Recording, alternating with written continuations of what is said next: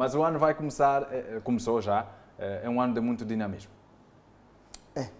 Um ano Muitos difícil. desafios também. Um ano difícil. Mas acredito que no final de tudo estaremos felizes. Paulo, hoje vamos falar da briga entre gangues, a violência entre gangues. Primeiro, quer caracterizar esse tema antes de vermos um caso de estudo? Sim, se calhar podíamos falar um pouco do tema a nível acadêmico, fazer aqui um levantamento academicamente.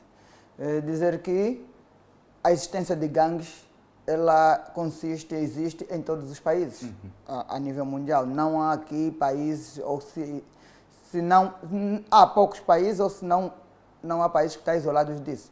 O que varia é a forma de atuação dos grupos e a resposta que os determinados países dão a esse fenômeno, a esse problema. Então, dizer que desde o tempo dos anos mais antigos, este fenômeno de grupos, de pessoas, de indivíduos, que no início juntam-se para fins bons e depois acabam resultarem em fins maus, sempre existiu. Bem verdade que nos outros países ele tem efeitos retroativos, ou seja, eles começam em grandes e depois vão diminuindo. Por quê? Porque eles buscam políticas que visam a dar fim a este grupo ou então a diminuir. Certo. Países como o nosso, que não há políticas ligadas a combate ou à redução desta, inverte-se. É que os casos começam com pequenos, depois vão crescendo. Mas dizer que a solução para, não propriamente se calhar acabar com este fenômeno, mas para reduzirmos o número de grupos e o número de violências perpetuadas por estes grupos. Olha, casos de estudo, foram vários os crimes de homicídios voluntários destacados na passada quarta-feira pelo Serviço de Investigação Criminal em Luanda. Para além da morte de um menor de 7 meses praticado pelo próprio pai, dentro das suas diligências criminais, o Serviço de Investigação Criminal deteve, no município do Kazanga, os elementos implicados num crime de homicídio voluntário por corte do órgão genital. Toda a explicação na peça seguinte. Os municípios de Cacoaco, Kazanga e Talatona estiveram na mira das investigações do SIC ao nível da província de Luanda. Desta vez foram detidos 6 cidadãos com idades compreendidas entre os 18 a 28 anos. As implicações criminais são diversas, a destacar a morte de uma menor de 7 meses praticado supostamente pelo seu próprio progenitor. Os crimes são, o primeiro é um que evoca o caso de um pai que matou o próprio filho,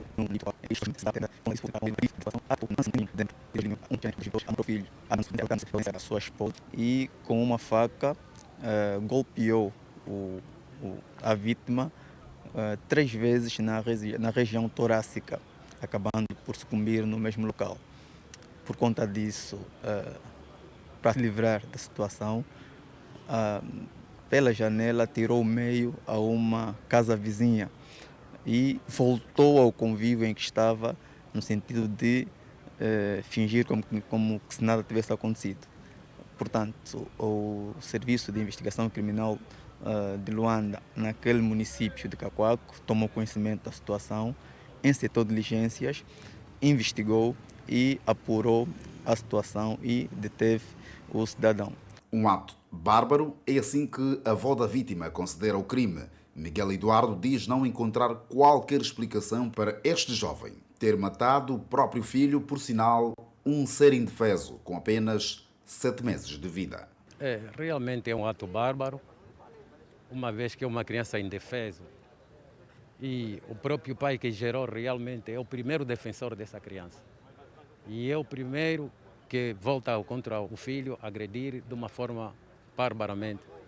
Então realmente é um ato reprovado na sociedade.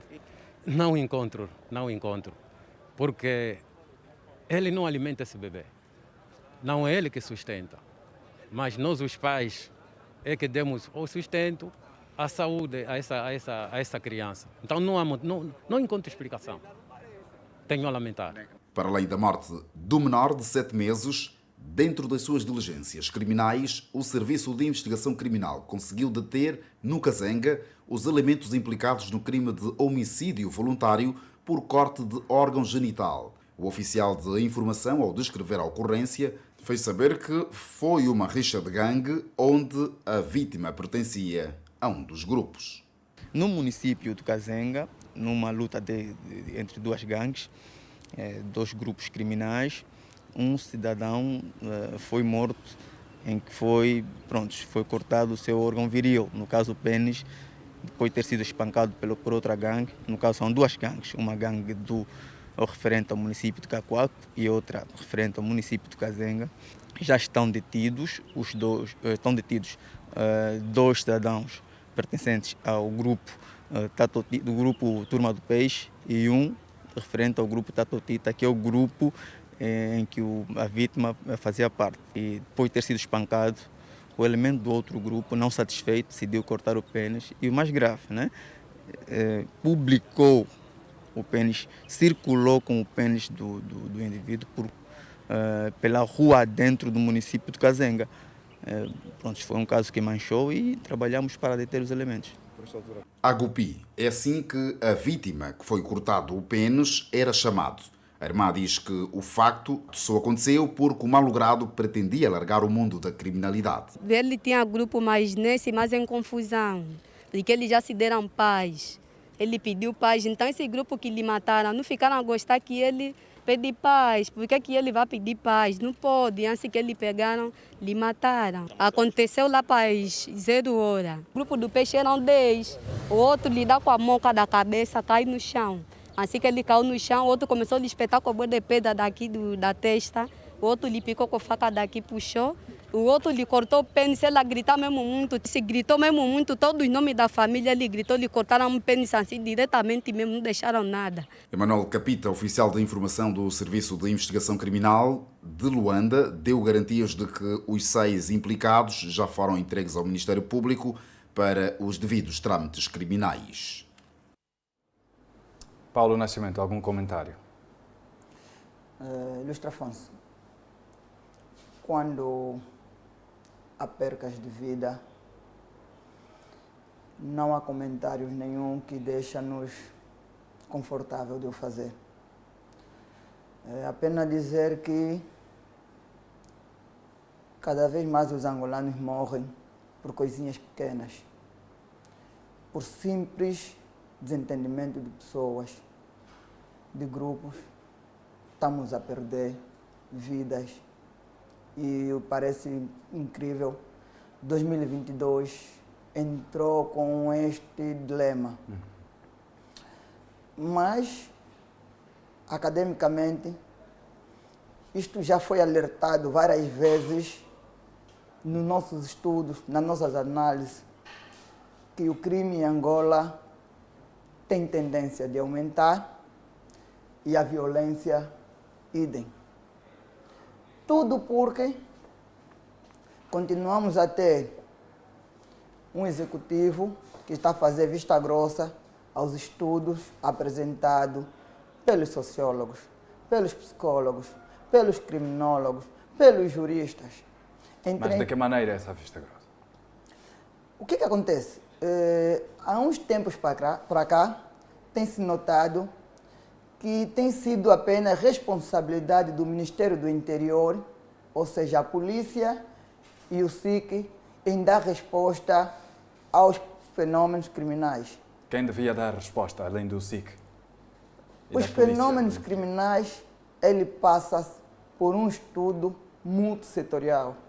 Ou seja, todas as áreas do saber estão ligadas ao fenômeno criminal. A resposta a este problema deve ser dada com a união de todos os profissionais, ligadamente, sobretudo os que estão mais ligados à área criminal.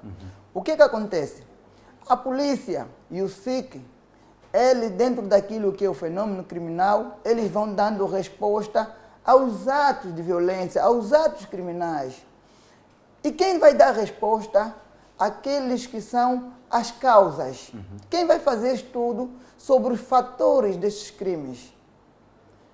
há grupos de indivíduos formados, unidos, a fazer diariamente estudos ligados a esses fatores. Mas esses não estão a ser vistos, nem tidos, resultados são esses. Dói-nos a nós porque foram feitos N estudos, que vêm apontando que situações dessas vêm agravando cada vez mais. Nós não estamos a olhar para aquilo que são os fatores. Diariamente vai se apresentar indivíduos que estão a ser detidos, indivíduos que estão a ser mortos. Isso é apenas consequência. Mas isso é consequência. Isto não vai ser solução. Ou seja, o SIC foi para essa zona, retirou os indivíduos envolvidos, meteu para a cadeia e naquela zona já não vai voltar. Apenas voltará quando haver mais um ato criminal. O que é mau? O indivíduo na cadeia, ele é acompanhado como deve ser. É reeducado para possível ele é reinserção. ressocializado como deve ser. E grande parte desses rapazes são menores de 18 anos que acabam às vezes por não cumprir uma pena. Logo, é verdade que os indivíduos devem ser responsabilizados criminalmente. É verdade que a polícia, que o SIC tem que fazer o seu trabalho diariamente. Esses, algumas vezes, temos que reconhecer que têm tido muita dificuldade para fazer o seu trabalho. Sobretudo os que trabalham dentro da penitenciária. Tratar de um detento requer condições sociais, requer condições dos próprios profissionais que estão ligados a isso. Materiais e psicológicas. Não há. Então, como é que tu vais tratar de um detento, vais dar a devida atenção num detento, quando você, o próprio agente, tem dificuldades? Nós conhecemos diariamente quais são os problemas que os agentes vivem nas esquadras. Nós conhecemos diariamente quais são os problemas, as dificuldades que os próprios agentes têm. Logo, se não há condições para o próprio agente fazer devidamente o seu trabalho, não tem como ele assistir devidamente o detento. Prova disso, há uns anos atrás tivemos aqui um estudo que apontava que as zonas com maior índice de criminalidade são as zonas onde tem uma esquadra próxima. A que se deve isso? Tivemos o caso, vamos chegar, tivemos o caso da a antiga nona esquadra, aquela que está próximo do ex-Roque Santeiro. Era uma zona de grande índice de criminalidade. Tivemos a 8ª esquadra. Temos aqui a situação do Catinton. Temos a situação da UAT, hoje não é propriamente a UAT que está lá, mas há uma esquadra que está lá. Essas zonas são as zonas mais afetadas criminalmente. A que se deve? A que se deve o quê? É simples. A nossa polícia é posta nas esquadras muitas das vezes sem condições. O que é que se alimenta diariamente o agente que está no posto de trabalho? Onde é que o agente faz uma alimentação em condições? Onde é que o agente consegue beber uma água fresca? Onde é que o agente consegue fazer as suas necessidades básicas? Muitas das vezes o agente recorre à casa do cidadão. O que é que acontece? Está provado cientificamente que a relação humana, a convivência humana, cria afetos. Laços. Logo, o agente alimenta-se na casa do cidadão. Muitas das vezes acaba por ter relações ou laços familiares, namorando ou mesmo sendo marido do cidadão, filha, das pessoas do arredor, da senhora que vende a comida ou da senhora, a moça que atende. Essa por si é mãe daquele indivíduo que comete o crime. O agente depois fica retido ou fica com dificuldade de fazer o seu trabalho. Primeiro, por quê? Porque, e tínhamos aqui depois a solução, primeiro porque se agir em conformidade, depois acaba sofrendo. Sofrer, primeiro, retaliação, primeiro porque o próprio agente é identificado, e da mesma forma que há aqui a criação, a instituição policial, os bandidos também estão unidos, estão organizados. E muitos agentes sofrem retaliação. Por quê? Porque a própria segurança, eles, depois de sair dos seus postos, não têm segurança, estão expostos. E mais do que isso, têm necessidades graves, passam dificuldades graves. O que é que acontece? O agente está ali exposto no bairro, sem condições nenhuma, e depois depara-se com essa situação. Solução. Como é que temos que resolver esse problema? Primeiro, começar por dar condições nas esquadras. Começar por dar dignidade aos agentes. Só assim ele vai conseguir fazer bem o seu trabalho. Depois, os agentes não podem ser postos efetivos ou estar num determinado posto, numa determinada esquadra, durante muitos anos. Cria laços. O agente num bairro, depois de 6 meses, é conhecido por todos. Esse é o fulano, esse é o agente fulano, esse é bom, esse é mau, isto é mau. Os agentes deviam ter aqui um ciclo de rotação. Eles tinham que rodar nos postos. Trabalha no Samizanga, tem que viver num posto distante. Para acabar com os monopólios. Isto ia inibir aqui a relação do agente e o polícia. O que dá a impressão é que nos nossos bairros os criminosos são amigos dos próprios polícia. E quando o cidadão, o pacato cidadão, vai fazer uma determinada denúncia, o próprio agente, em alguns casos, ainda diz no criminoso que quem fez a denúncia é o vizinho exposto ainda ao perigo mais ao cidadão. Bom, em termos daquilo que é resposta às gangues, nós tivemos situações piores. Pior por quê? Porque no passado as gangues faziam recurso à arma de fogo. E aqui dizer que a polícia fez um trabalho brilhante. Por quê? Porque hoje ainda existe muitos grupos, mas hoje a violência perpetuada por esse grupo tem sido mais a recurso de armas brancas. No passado havia muita arma de fogo dentro dos grupos e afirmar categoricamente que a maioria das armas que existia dentro desses grupos era fornecido por filhos de pessoas ligadas ao Ministério do Interior e às Forças Armadas. Hoje há um maior controle das armas, hoje até temos agentes da polícia que nem arma têm. Então, há um maior controle das armas. Então, faz com que os criminosos ligados ao grupo, estamos a falar que criminosos ligados ao grupo, às rixas, têm menos armas. Há um grupo de criminosos com armas, que são aqueles que fazem os assaltos. Esses têm arma e está bem identificado em termos de tipo de crime, mas os grupos não. Hoje no bairro, e aqui mais uma vez dizer que está de parabéns o Ministério do Interior e a polícia e o SIC, um grupo ou um cidadão qualquer, dentro de um bairro, se fizer um tiro, em menos de 6 horas, o cidadão é detido. E dizer que dentro disto estão de parabéns as instituições. Dizer que os mesmos grupos que estão ligados a essas brigas estão identificados pela polícia.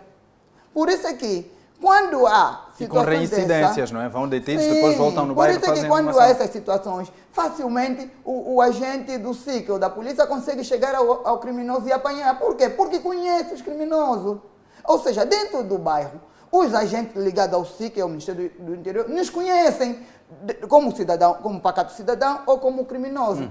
Só que o agente, como ele tem como atua em situação do crime, então espera o crime acontecer para que se consiga dar resposta. Aí estamos resolvidos, está bem identificado, está bem controlado.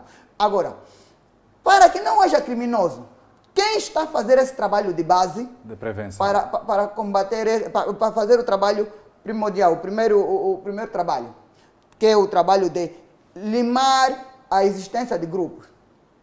Há uns tempos para cá, dá-nos a impressão que o crime compensa. A impressão que dá é esta. Por quê? Porque diariamente vimos quem está em grandes carrões são diversos criminosos identificados. Quem está nas festas hoje a sambar, quem está a divertir na custa do pacato cidadão, são os criminosos, e todos bem identificados. Então o pacato cidadão começa a ver que aqui alguma coisa não está a funcionar.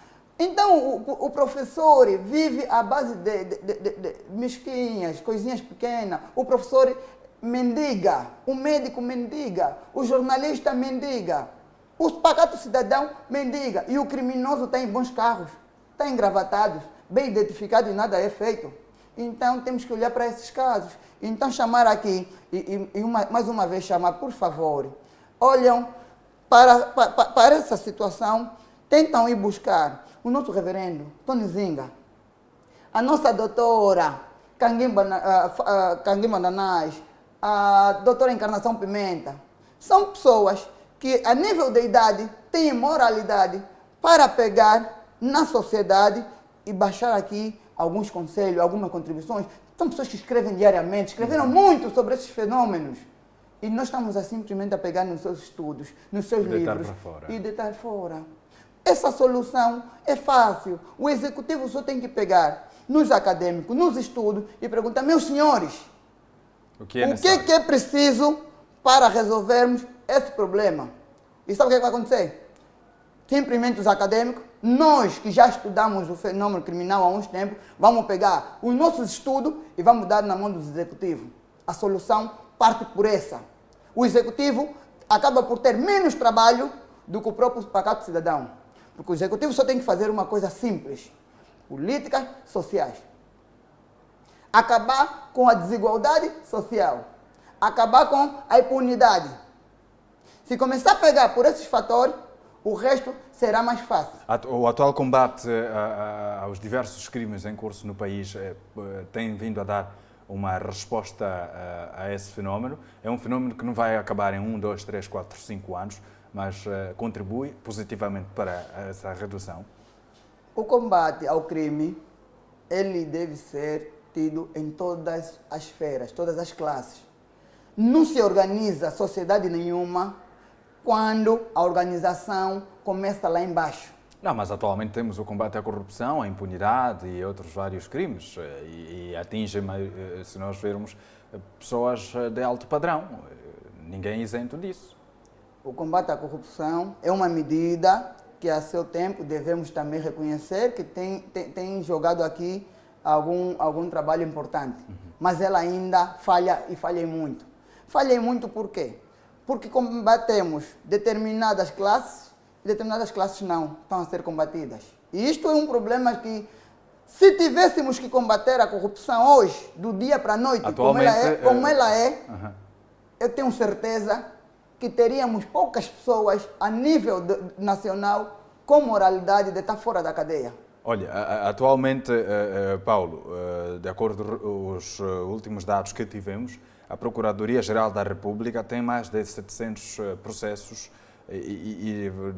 além dos que já foram efetivados. Não é? Só para caracterizar que este combate abrange quase todos os níveis, do mais baixo ao mais alto padrão. Mas o nosso interesse aqui está mesmo nesta questão de gangues. Infelizmente, o tempo também já começa a cobrar e aqui começam a fazer a pressão para o fecho do programa.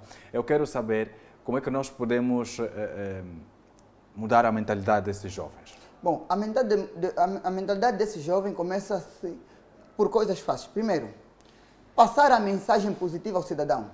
Mas depois, não basta ficar por aí. Porque se o cidadão vem te explicar que comete crime porque está desempregado ou porque está em falta, não tem uma ocupação, tu lhe dizes que não. Ok, tudo bem, mas não é motivo suficiente para tal. O cidadão até pode ter vontade de mudar. Mas depois, se não haver aqui um esforço da nossa parte em fazer um trabalho contínuo, porque não basta chamar a atenção do cidadão ou conversar com o cidadão e depois dar as costas. Conversar com o cidadão, criar condições para o cidadão se manter, olhar para aquilo que eu gosto que o cidadão tem, o que é que o cidadão sabe fazer, certo. O que é que o cidadão gostaria de ser, o que é que falta no cidadão. E às vezes o que o cidadão pede é coisa simples. Primeiro, condições para exercer aquilo que é a atividade que ele normalmente até gosta ou já pratica. Normalmente, se olharmos para os bairros, a maioria dos criminosos, dos membros dessas gangues, estão ligados ao estilo musical, ou kuduro ou rap. Outros ainda são bons em desporto, ou futebol ou basquete. Outros ainda até são bons em informática. Ou seja, está identificado. Devem-se criar condições para que sejam enquadrados socialmente. Está identificado aqui situações ou meios onde conseguimos encontrar o que hoje, dia 8, Dia da Cultura Nacional, aproveitar o momento, o dia para falar que sim, o Ministério da Cultura devia olhar para o jovem ligado ao crime, fazer só um estudo pequeno, vai para esse jovem e procura saber o que é que eles sabem fazer. E a maioria dos jovens estão ligados ao mundo indivíduos que têm